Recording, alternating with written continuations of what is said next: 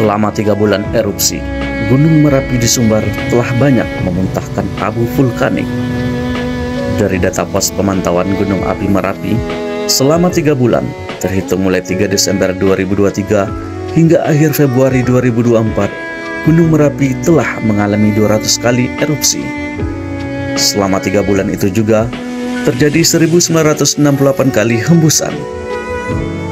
Kondisi ini membuat sebagian besar petani di sekitar Gunung Merapi mengalami kerugian besar karena banyak tanaman yang gagal panen.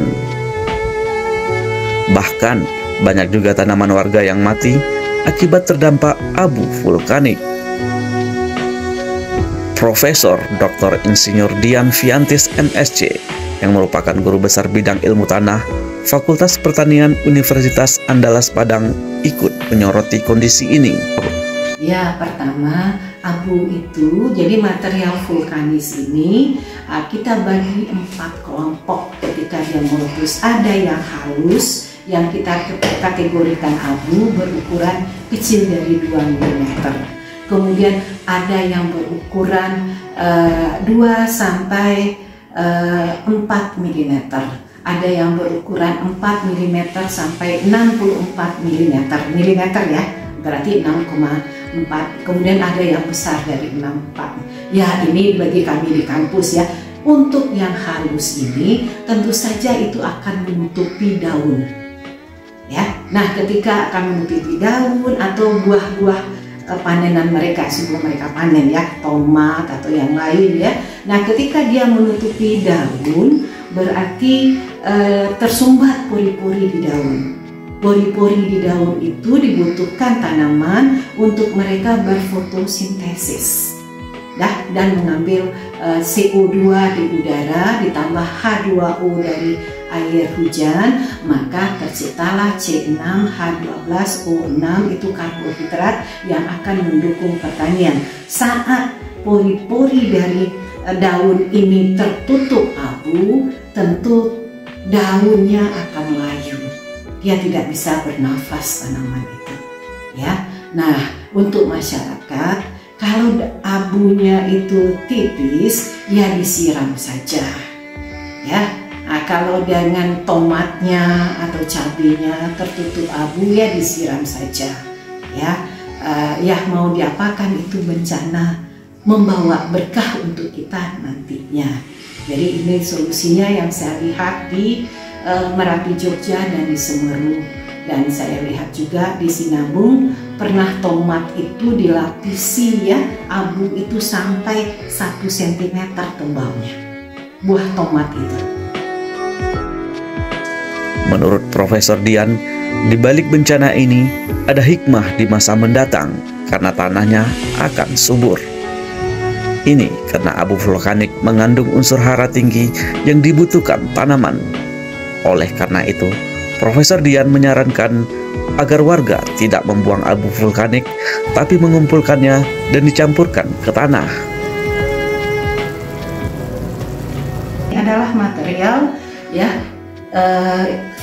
induk tanah, bahan induk tanah untuk tanah vulkanis. Tanpa adanya material abu vulkanis ini, maka secara alami ya tanah itu akan berkurang kesuburannya. Jadi saat abu vulkanis ini erupsi, itu akan ada ya unsur-unsur hara yang diperlukan oleh tanaman seperti kalsium, magnesium, kalium, fosfat, sulfur, besi, seng dan lain-lain. Ada 14 unsur hara yang diperlukan oleh tanaman untuk tumbuh, 10 itu ya dibawa oleh gunung ketika materialnya yang padatan saat erupsi itu keluar.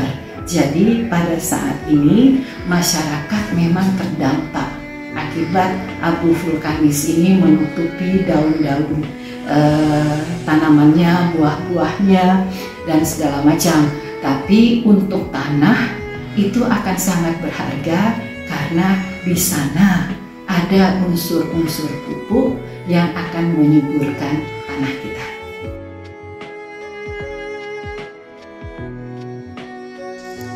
Selama Gunung Merapi erupsi, Profesor Dian telah mengunjungi sejumlah daerah yang terdampak abu vulkanik. Hal ini dilakukan untuk mengumpulkan abu dan tanah untuk kepentingan penelitian. Menurutnya, kandungan material abu vulkanik di setiap erupsi cenderung berbeda, sehingga butuh penelitian lebih lanjut.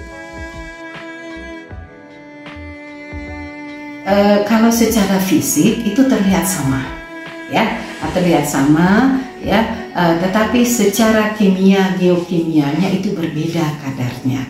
Jadi itulah yang saya teliti, itu yang saya ambil dari waktu-waktu yang berbeda. Sejauh ini selang waktu 2 atau 3 minggu saya ke lapangan dengan Bapak partner peneliti saya, ya, mengambil sampel sampel abunya, terutama yang kami pergi berdua.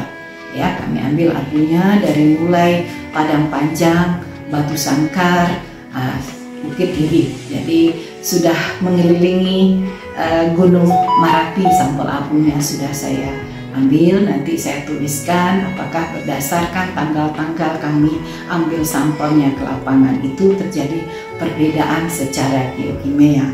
Sekarang ya belum bisa saya sebutkan karena datanya juga baru masuk, ya, sekitar 1 jam yang lalu ke sampel yang saya ambil di bulan Februari yang lalu.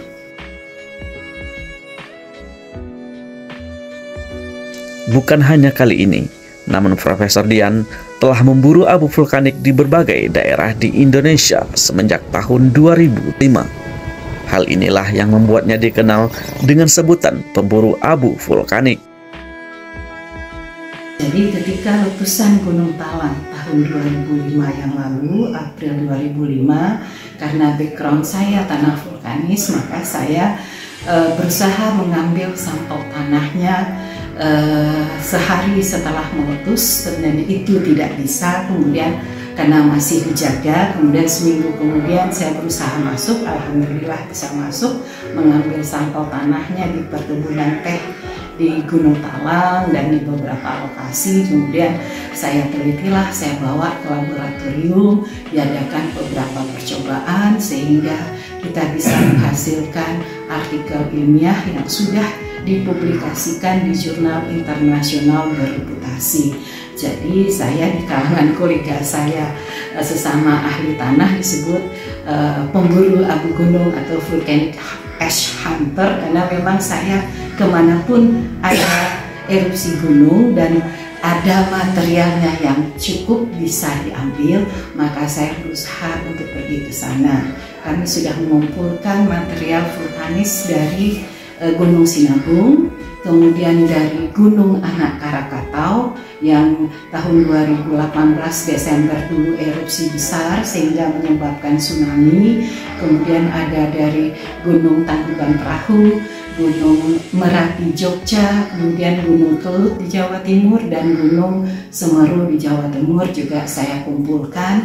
Sedapat mungkin saya pergi ke sana sehingga saya dapatkan roh, bahwa intinya itu saya bisa merasakan abunya ada di sini, begini kondisinya. Jadi ketika saya menuliskan papernya, ya itu pengalaman ke lapangan itu sangat membantu saya agar papernya benar-benar bagus tulisannya dan kita benar-benar menjiwainya.